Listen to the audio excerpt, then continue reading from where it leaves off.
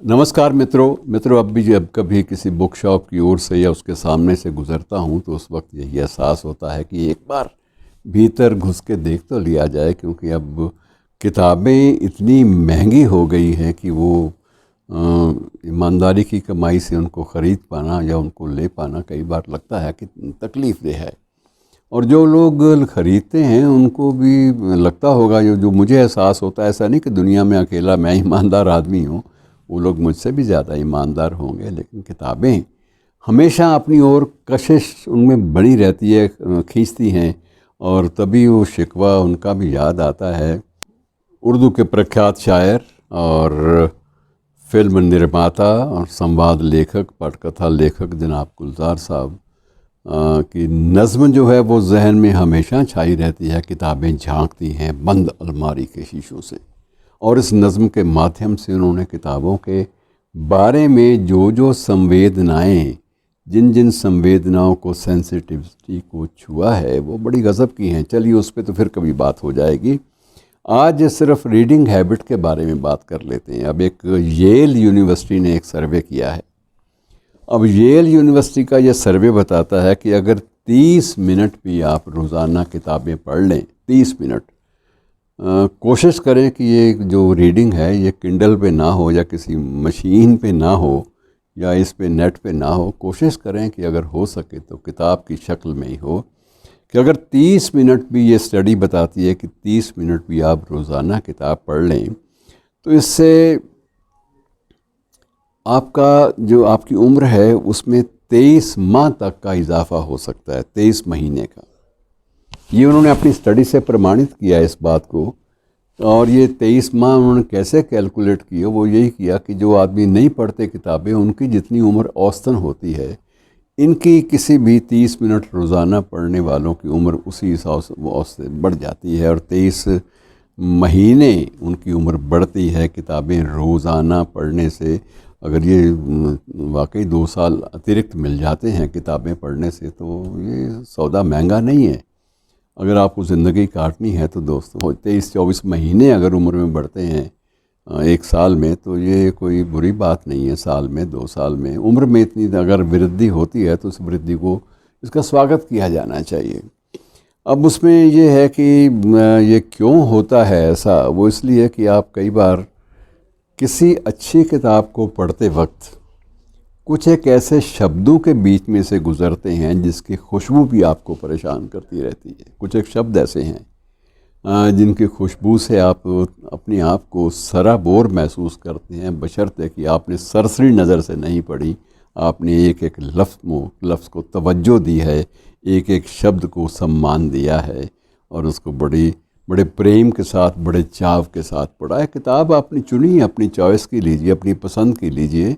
नहीं पसंद आती तो उसको छोड़ दीजिए, दूसरी किताब उठा लीजिए, लेकिन जो भी पढ़िए अपनी पसंदीदा किताब में से कम उसको कोशिश करें कि 30 मिनट ज़रूर आप उसको पढ़ें, ताकि आपकी उम्र में भी इजाफ़ा हो और आपके अंदर एक नई खुशबू जो है वो तारी हो।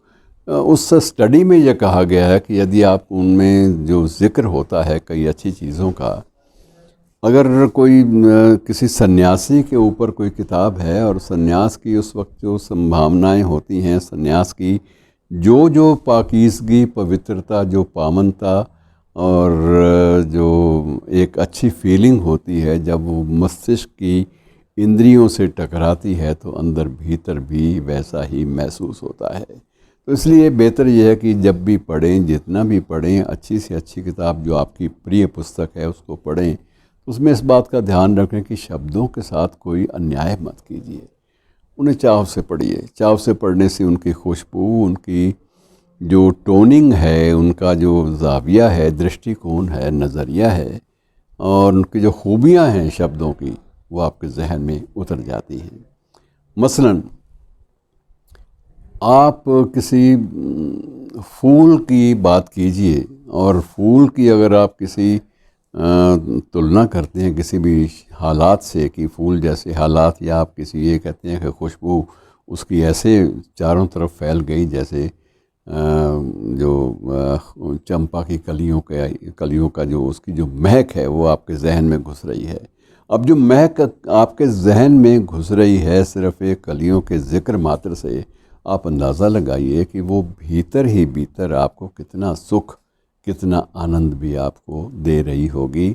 इसलिए जब भी पढ़ें पूरी तन्मयता के साथ पढ़ें, और तन्मयता के साथ पढ़ने के अलावा आप ये भी ध्यान रखें कि आप किसी भी शब्द से अन्याय ना करें। शब्दों से अगर अन्याय करेंगे तो मित्रों उनका जो जादू है, जो सर चढ़कर बोलने वाली बात होती है, वो ख़त्म हो जाता है। मैं उदाहरण के लिए आपको दो चार बातें आपसे कर लेता हूँ।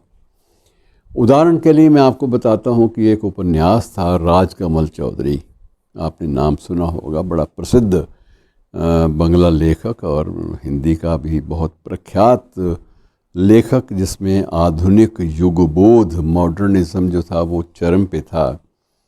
तो राजकमल चौधरी का एक उपन्यास है नदी बहती थी।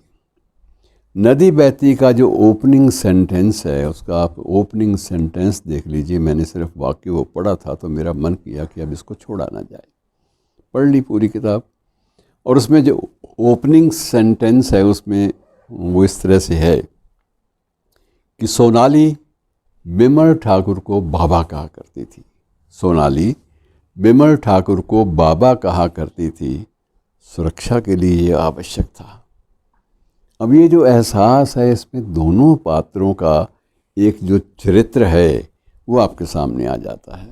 बिमल ठाकुर का चरित्र जो आता है कि एक संभ्रांत और ये अरिस्टोक्रेट तरह का शख्स है, और सोनाली जो है वो एक बहुत कमसिन उम्र की एक बंगाली लड़की है, जिसे किसी भी विवशता वश या किसी भी आकर्षण के वश में होकर बिमल ठाकुर के पास जाना पड़ता है।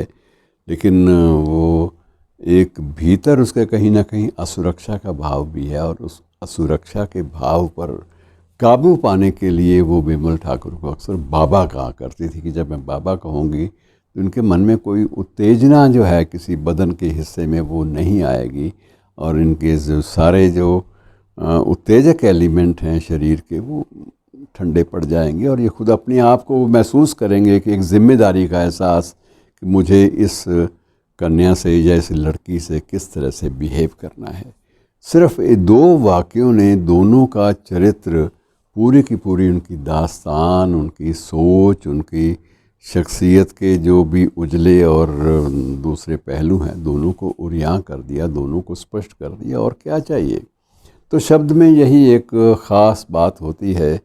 अब शब्दों की बात ही है कि डॉक्टर राही मासूम रज़ा की सबसे लंबी नज़्म, जिसका ज़िक्र फिर कभी करेंगे, बहुत लंबी नज़्म है प्यास और पानी।